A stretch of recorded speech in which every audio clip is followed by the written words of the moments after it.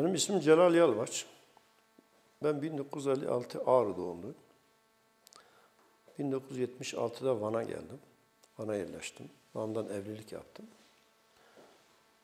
1976-1982'de Van Ticaret Odası'na kaydımı yaptırdım.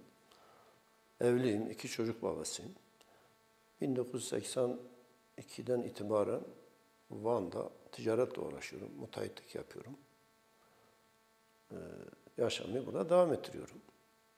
Öncelikli amacım şu, yani ben elbette ticaret odasının üyesiyim. Bağlıyım, iş yapıyorum, iş adamıyım.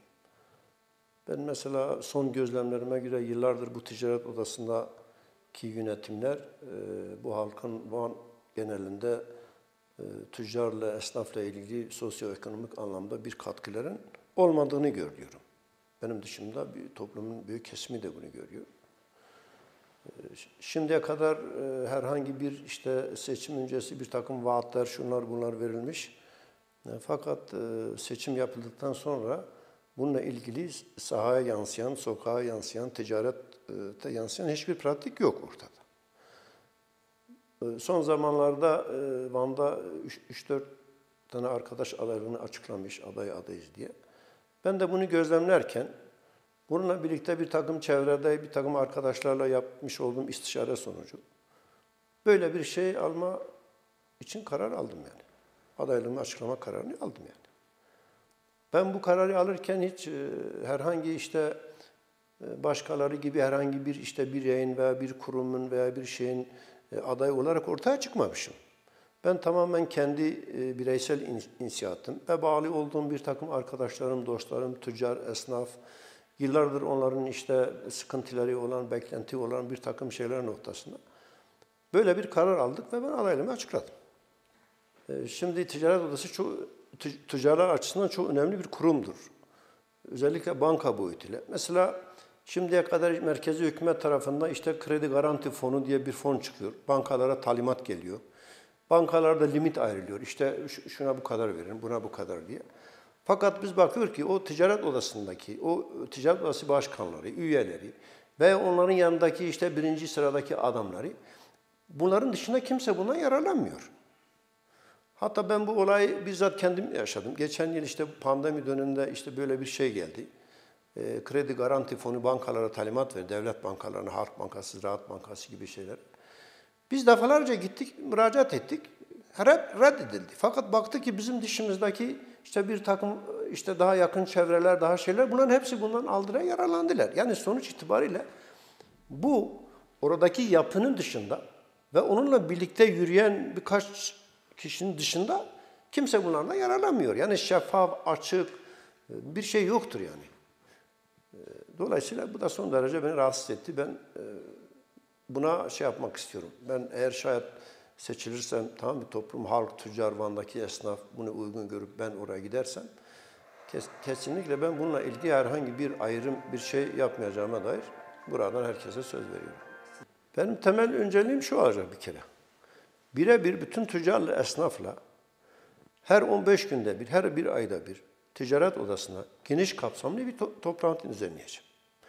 Oradaki halktan, esnaftan, tüccardan gelen talepleri, sıkıntıları, eksikleri, bunları hepsini not alıp hızlı bir şekilde bunlara cevap bulmaya çalışacağım yani.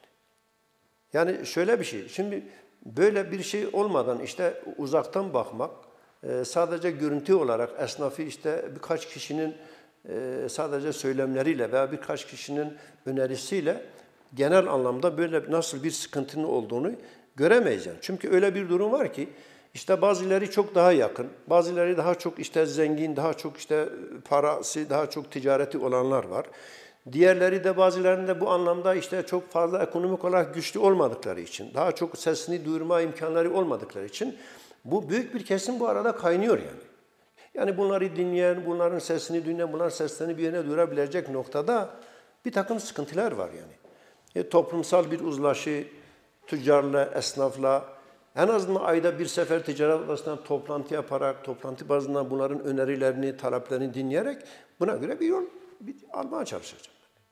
Dediğim gibi yani geldikten sonra artık halkı unutuyorlar. Tüccarın, esnafı ilgilendiren bir bir sorumlulukları olmuyor. Birinci derecede yakınları olan, işte yaşat beni, yaşatayım seni, işte sen dokunma bana, ben dokunmayayım sana. İlişkiler üzerinden gelişiyor bugüne kadar. Yok yani şimdi daha önce işte seçim öncesi halkta bir heyecan, bizlerde bir heyecan, herkeste bir heyecan. İşte o da başkan seçelim, işte başkan bizim sorunlarımızı dile getirsin, şu etsin, bu etsin. Böyle bir şey asla olmadı yani. Seçim biter, herkes kendi işine bakıyor. Kimse bu sorunlarla ilgilenmiyor. Mesela ben şöyle bir şey söyleyeyim. Daha önce bu müteahhitlik sektöründe bir takım sıkıntılar yaşandı. İşte o dönemde İl Özel İdaresi vardı. İl Özel İdaresi'nde bir takım ihaleler el altından veriliyordu. İşte bir takım sıkıntılar oluyordu. Biz ticaret odasında o dönemde başvurduk. Yani bu ticaret odasına dedi ki bunu Sayın Valimizle konuşun. Yani bu böyle olmuyor niye bile. Çok uğraştık. Maalesef bir çözüm alamadık yani. Bir sonuç alamadık yani. Yani ticaret odası başkanları ve yönetim bu konuda esnafa, tüccara öncülük yapmıyor. Şeffaf bir şekilde sorunlarını dinlemiyor, sorunlarını gündeme getirmiyor. Merkezi hükümet önünde bunları açık basın yoluyla çeşitli devlet kurumlarına bunları iletmiyor. Bunların takipçisi olmuyor. Maalesef ciddiye alınmıyor yani.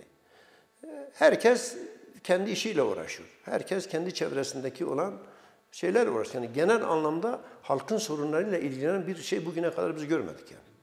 Yani bu konuda şimdiye kadar defalarca bizim gördüğümüz, duyduğumuz kadarıyla işte ticaret odası yönetimiyle İran'daki işte şeylerle karşılıklı görüşmeler yapılıyor, gidiliyor, geliliyor. İşte Sayın Valimizle işte İran'daki yetkililerle ticaret odasının nezdinde gidiliyor, geliniyor. Bir takım basına şeyler yansıyor. Fakat pratik sahada bunu hiç şeyini görmedik yani. Sahaya hiç yansıması yok yani.